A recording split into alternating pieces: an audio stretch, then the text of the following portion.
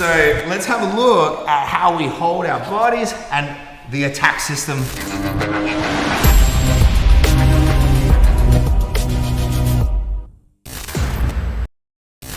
Hey, what is up guys?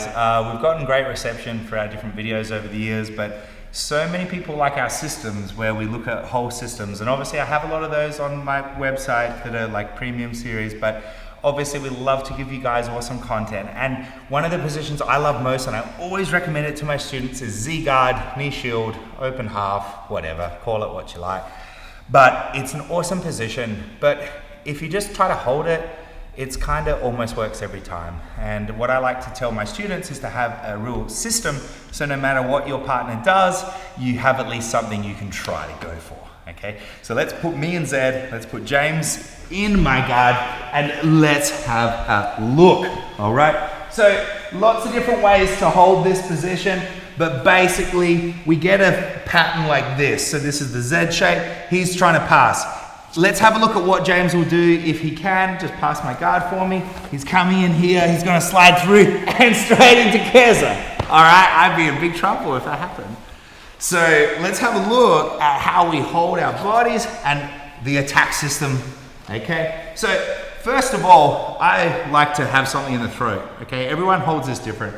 Some people like to support the knee, some people like to brace with the knee. It doesn't really matter. Find what works for you and just trial and error with your buddies. Just start from here. If they pass, start again. Okay, find out what works for you. So sometimes from here, when I'm in this position, I'll just shoot my right hand up and just go for an old school choke. Normally people put this hand in and then they get this grip. Everyone sees that coming. But from Z guard, he's kind of used to me having a collar and everything.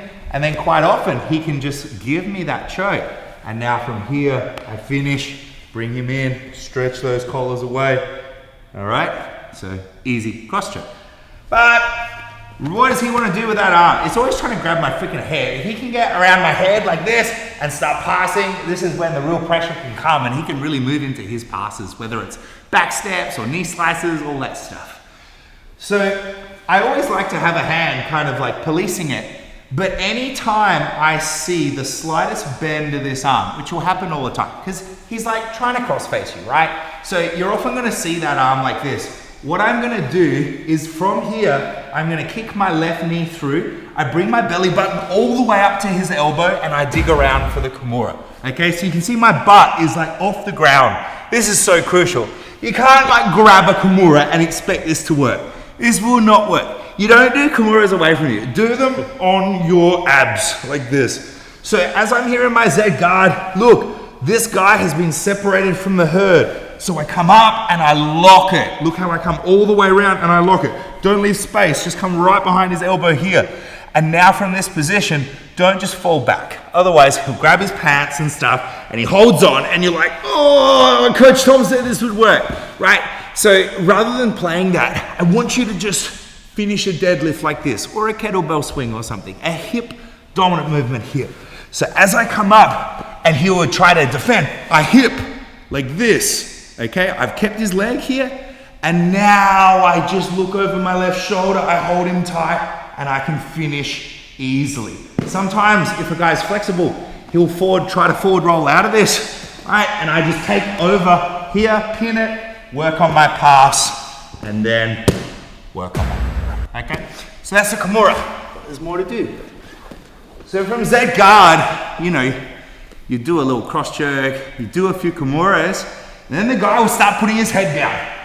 So as I'm here, he starts getting the head low, because the head is really the best defense for the Kimura, okay? So anytime I'm here and this hand's been compromised, I'll come up on this blind side and just snatch at an arm in guillotine. Put his head onto the mat, go over the lower back, and then just think, I'm trying to bring this to my upper lip, right? So I'm here and bring it in tight. And again, get my butt off the mat. I always want to be hanging on the guy's head. So that guillotine, man, that works so well. But then, don't ever forget to sneak around the corner this way. Because after you go for a few guillotines, they'll be like this. And when they defend the neck, they'll do a good job defending the neck. 2 hands versus 2 hands, pretty good battle. But then what's to stop me going around the back? So what you can do is you can either arm drag or underhook, okay? If you're lankier, you'll probably prefer the arm drag. If you're stockier or shorter, you'll probably prefer the underhook. So from this position here, sometimes I just look at getting the cross grip, and now I can bring his arm across and I start moving out and taking his back from here, okay? I would go straight into the collar, slide my knee up, bring him down, and now look at finishing my back from here. But I'd make sure I had some good hands in the collar first, so I'm just ready to submit the guy, okay? If you're stockier, and like I'm 6'4", but I love this one. Sometimes I just look, and if I can ever like see that there's a good amount of real estate here, so this patch here, if I can see real estate here, I will take that thing. So when I'm here like this, I can come through and throw him forwards, and now get my seatbelt, roll him, take the back, take the finish, okay? So these are all things that you can do from Z-guard, but you've got to have a bailout strategy. You know, we did like plan A, B, C, D.